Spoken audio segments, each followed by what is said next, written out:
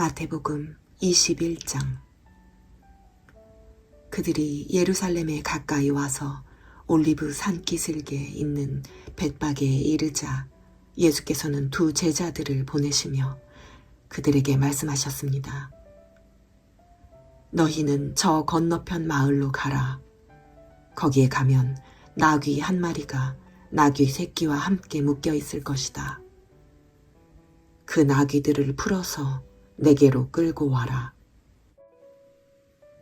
만일 누가 너희에게 무슨 말을 하거든 주께서 필요로 하신다고 말하라. 그리하면 나귀들을 곧 내어줄 것이다. 이는 예언자를 통해 하신 말씀을 이루시려는 것이었습니다. 시온의 딸에게 말하라. 보라, 너희 왕이 너희에게 오신다. 그분은 겸손하셔서 나귀를 타셨으니 어린 나귀 곧 멍에 매는 짐승의 새끼다. 제자들은 가서 예수께서 시키신 대로 했습니다. 그들은 나귀와 나귀 새끼를 끌고 와서 그 등 위에 자기들의 겉옷을 얹었습니다. 그러자 예수께서 그 위에 앉으셨습니다. 큰 무리가 겉옷을 벗어 길에 폈고 어떤 사람은 나뭇가지를 꺾어서 그 길에 깔기도 했습니다. 앞서 가는 무리들과 뒤따라가는 무리들이 외쳤습니다. 다윗의 자손께 호산나, 주의 이름으로 오시는 분께 복이 있도다. 지극히 높은 곳에서 호산나. 예수께서 예루살렘에 들어가시자 온 성이 떠들썩해졌습니다. 사람들이 물었습니다. 이 사람이 누구요? 무리가 대답했습니다. 이분은 갈릴리 나사렛에서 오신 예언자 예수라오. 예수께서 성전에 들어가셔서 성전에서 장사하던 사람들을 모두 내쫓으셨습니다. 예수께서는 돈 바꿔주는 사람들의 상과 비둘기를 파는 사람들의 의자도 둘러 엎으셨습니다. 예수께서 그들에게 말씀하셨습니다. 성경에 이렇게 기록돼 있다. 내 집은 기도하는 집이라 불릴 것이다. 그런데 너희는 이 성전을 강도의 소굴로 만드는구나. 성전에서 눈먼 사람들과 다리를 저는 사람들이 예수께 나오자 예수께서는 그들을 고쳐주셨습니다. 그러나 대제사장들과 율법학자들은 예수께서 행하신 놀라운 일들과 어린아이들이 성전에서 다윗의 자손께 호산나 하고 외치는 것을 보고 화가 났습니다. 그들이 예수께 물었습니다. 이 어린아이들이 무슨 말을 하는지 들립니까? 예수께서 대답하셨습니다. 물론이다. 너희는 주께서 어린아이들과 젖먹이들의 입에서 찬양이 나오게 하셨다 하신 말씀을 읽어보지 못했느냐? 그리고 예수께서 그들을 떠나 성 밖 베다니에 가서 그날 밤을 지내셨습니다. 이른 아침 성으로 돌아오는 길에 예수께서 시장하셨습니다. 예수께서 길가에 있는 무화과 나무 한 그루를 보고 가까이 가셨습니다.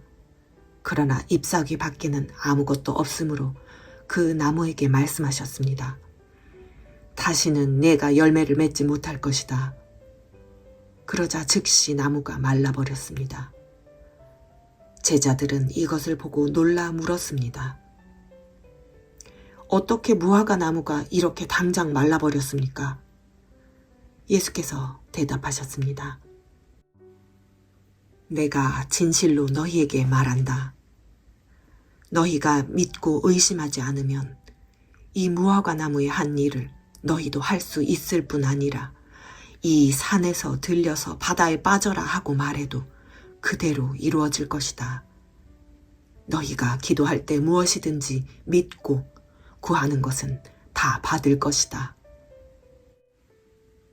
예수께서 성전에 들어가서 가르치고 있을 때 대제사장들과 백성의 장로들이 예수께 와서 물었습니다.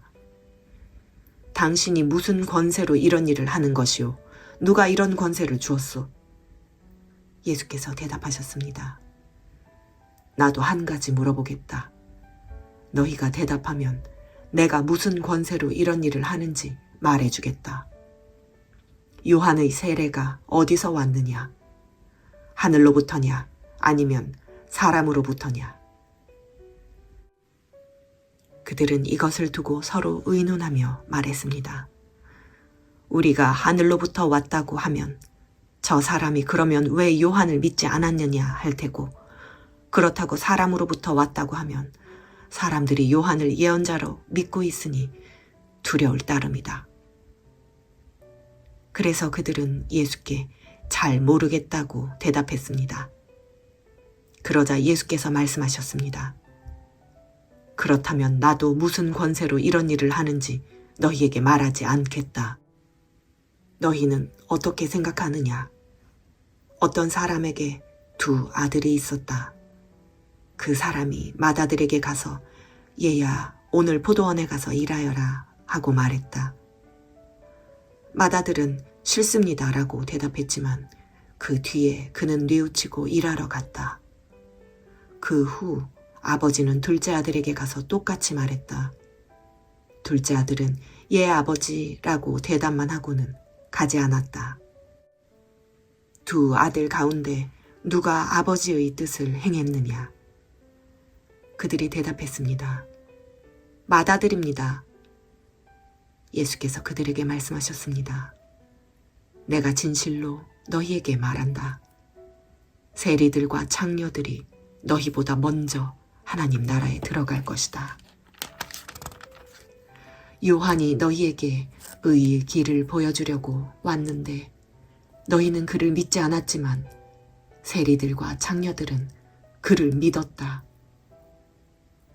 너희는 이것을 보고도 여전히 회개하지 않고 그를 믿지 않았다. 또 다른 비유를 들어보라.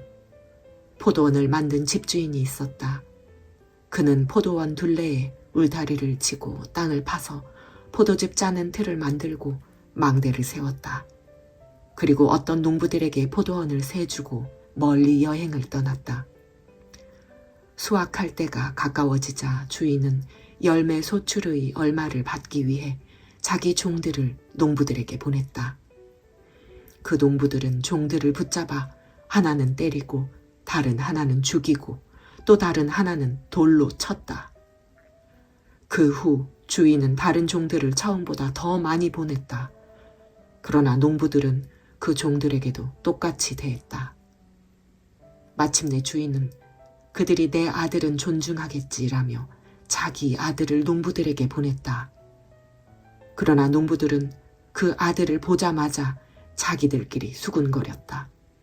이 사람은 상속자다. 가서 그를 죽이고 그의 유산을 빼앗아버리자. 그래서 그들은 아들을 붙잡아 포도원 밖으로 끌어내 죽이고 말았다. 그렇다면 포도원 주인이 돌아와서 이 농부들에게 어떻게 하겠느냐? 그들이 예수께 대답했습니다. 주인은 그 악한 사람들을 처참히 죽이고 제때에 소출의 열매를 바칠 수 있는 다른 농부들에게 포도원을 내어줄 것입니다. 예수께서 그들에게 말씀하셨습니다. 너희가 성경에서 이런 말씀을 읽어보지 못했느냐? 건축자들이 버린 돌이 머릿돌이 됐다. 주께서 이렇게 하셨으니 우리 눈에 놀라울 뿐이다. 그러므로 내가 너희에게 말한다. 하나님 나라를 너희에게서 빼앗아 그 나라의 열매 맺는 백성에게 줄 것이다. 누구든지 이 돌 위에 떨어지는 사람은 산산조각이 날 것이며 이 돌이 어느 사람 위에 떨어지든지 맞는 사람은 가루가 될 것이다. 대제사장들과 바리새파 사람들은 예수의 비유를 듣고서 그것이 자기들을 가리켜 하시는 말씀인 줄을 알아차렸습니다. 그들은 예수를 체포하고 싶었지만 백성들이 두려웠습니다. 사람들이 예수를 예언자로 여기고 있었기 때문입니다. 아멘.